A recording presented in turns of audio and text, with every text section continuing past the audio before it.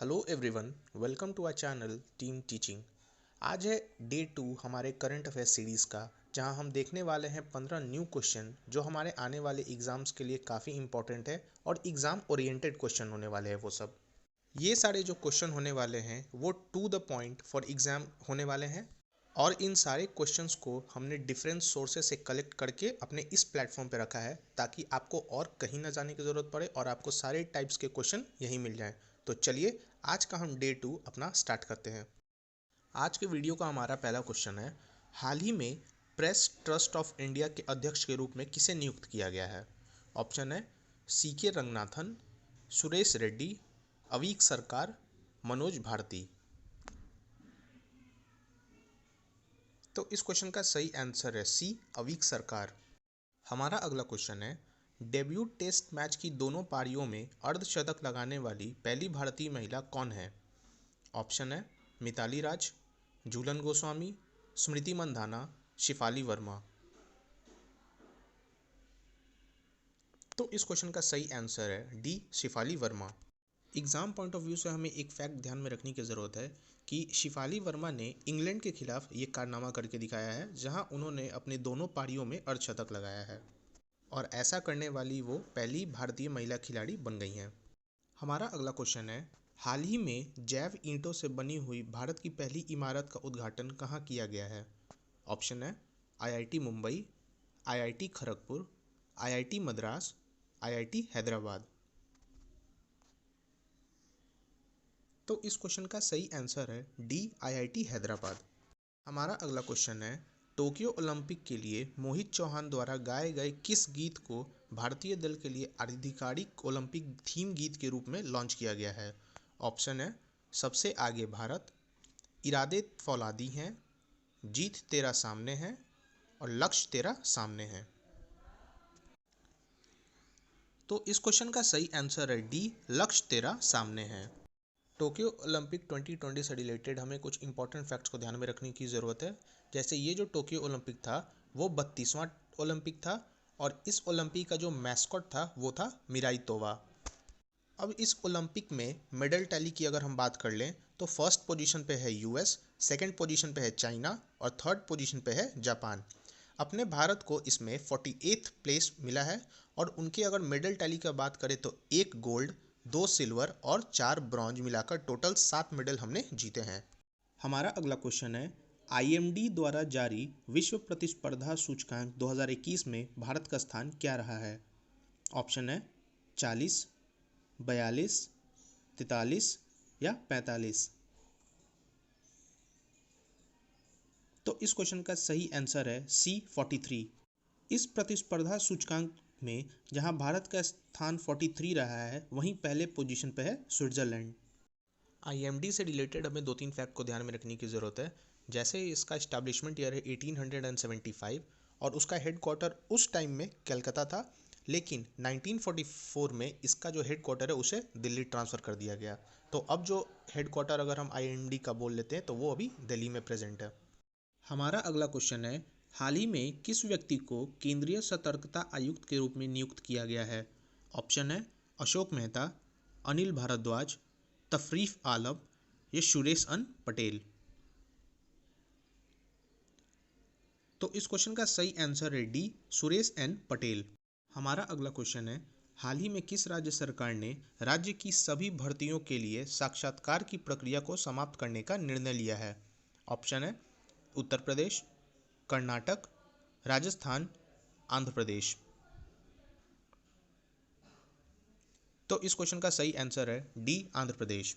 आंध्र प्रदेश से रिलेटेड हमें कुछ दो तीन फैक्ट को ध्यान में रखने की ज़रूरत है। जैसे अभी आंध्र प्रदेश के करंट टाइम के सीएम है वाईएस जगन मोहन रेड्डी और वहाँ के गवर्नर है विश्वभूषण हरिश्चंद्र।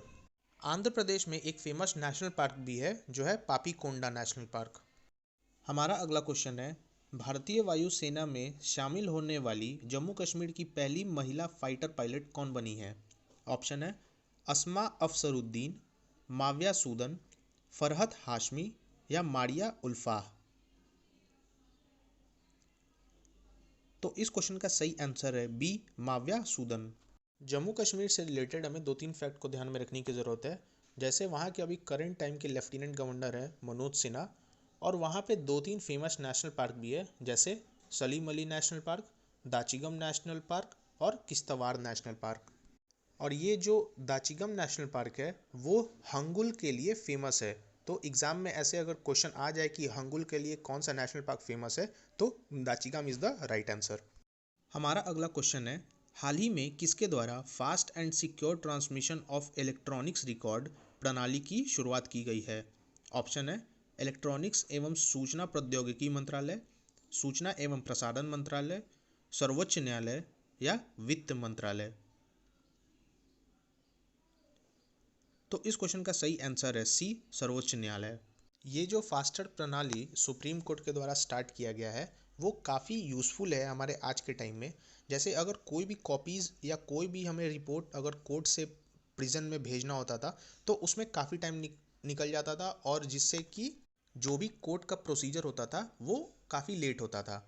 तो इसीलिए सुप्रीम कोर्ट ने एक फास्टर प्रणाली शुरू की जिसमें से वो जितने भी कॉपीज़ है वो डायरेक्टली कोर्ट से प्रिजन थ्रू ऑनलाइन भेज सकते हैं, जिससे कि कोर्ट का जो प्रोसीजर हो जाएगा वो काफ़ी फास्ट हो जाएगा, और कोई भी केस रिलेटेड जो भी पेंडिंग वर्क है वो और पेंडिंग नहीं होगा और उसका समाधान बहुत ही जल्दी हो जाएगा। तो इसीलिए सुप्रीम कोर्ट ने ये फास्टर प्रणाली की शुरुआत की। हमारा अगला क्वेश्चन है, हाल ही में किस पड़ोसी देश के शहर अड्डू में भारत का पहला वाणिज्य दूतावास खोला गया? ऑप्शन है श्रीलंका, नेपाल, मालदीव, बांग्लादेश। तो इस क्वेश्चन का सही आंसर है सी, मालदीव्स। हमारा अगला क्वेश्चन है, किन दो राज्यों के मध्य वाटर फॉर वाटर फॉर्मूला का समझौता किया गया है? ऑप्शन है कर्नाटक तमिलनाडु, कर्नाटक गोवा, आंध्र प्रदेश तेलंगाना या कर्नाटक महाराष्ट्र। तो इस क्वेश्चन का सही आंसर है डी, कर्नाटक महाराष्ट्र। अभी हाल ही में न्यूज़ में ये काफ़ी चर्चा में रहा था जिसमें ये दोनों राज्यों में वाटर को लेके काफ़ी ज़्यादा डिस्प्यूट हो गया था। तो फाइनली कोर्ट के इंटरवेंशन के बाद ये डिसाइड हुआ कि जितना पानी महाराष्ट्र कर्नाटक को समर सीजन में देगा उतना ही कर्नाटक महाराष्ट्र को विंटर सीजन में पानी देगा, जिससे कि इस दोनों डिस्प्यूट जो इन दोनों के बीच में हुआ है उसका समाधान हो सके। तो ये question exam point of view से बहुत इंपॉर्टेंट है कि वाटर का वाटर फॉर्मूला जो है वो किन दो स्टेट्स के बीच में है, तो हमें याद रखना होगा कि वो कर्नाटक और महाराष्ट्र के बीच में है। हमारा अगला क्वेश्चन है, सामिया सुलूह हसन किस देश की पहली महिला राष्ट्रपति बनी है? ऑप्शन है चाड, कीनिया, रवांडा, तंजानिया। तो इस क्वेश्चन का सही आंसर है डी, तंजानिया। इस टाइप के जो स्टैटिक करंट अफेयर्स के जो क्वेश्चन होते हैं वो कभी कभी हमें बहुत परेशान करते हैं एग्जाम में, और ख़ास करके जब कोई महिला कहीं की राष्ट्रपति या प्रधानमंत्री बन जाती है और वो पहली होती है उस कंट्री की, तो ये एग्ज़ाम पॉइंट ऑफ व्यू से काफ़ी ज़्यादा इंपॉर्टेंट होता है। तो हमें इस क्वेश्चन पे ध्यान रखना होगा कि जो ये सामिया सुलूह हसन है वो कहाँ की प्राइम मिनिस्टर या प्रेसिडेंट बनी है। हमारा अगला क्वेश्चन है, राष्ट्रीय सांख्यिकी दिवस 2021 का थीम क्या था? ऑप्शन है सतत विकास लक्ष्य 1, सतत विकास लक्ष्य 2, इकोनॉमिक रिफॉर्मेशन या connecting the world with data. तो इस क्वेश्चन का सही आंसर है बी, सतत विकास लक्ष्य 2। ये जो राष्ट्रीय सांख्यिकी दिवस है वो पीसी महालनोबिस के जन्म दिवस पे मनाया जाता है जो कि 29 जून को है। इसलिए हम हर साल 29 जून को राष्ट्रीय सांख्यिकी दिवस मनाते हैं। हमारा अगला क्वेश्चन है, हाल ही में भारत के पहले हिमालयन फिल्म महोत्सव का आयोजन कहाँ किया गया था? ऑप्शन है दार्जिलिंग, देहरादून, शिमला, लेह। तो इस क्वेश्चन का सही आंसर है डी, लेह। और आज के वीडियो का हमारा लास्ट क्वेश्चन है, हाल ही में पीआईबी के नए प्रधान महानिदेशक कौन बने हैं? ऑप्शन है अजीत चंदन, सुरेश कुल्हाड़ी, रमेश चंद्र या डी, जयदीप भटनागर। तो इस क्वेश्चन का सही आंसर है डी, जयदीप भटनागर।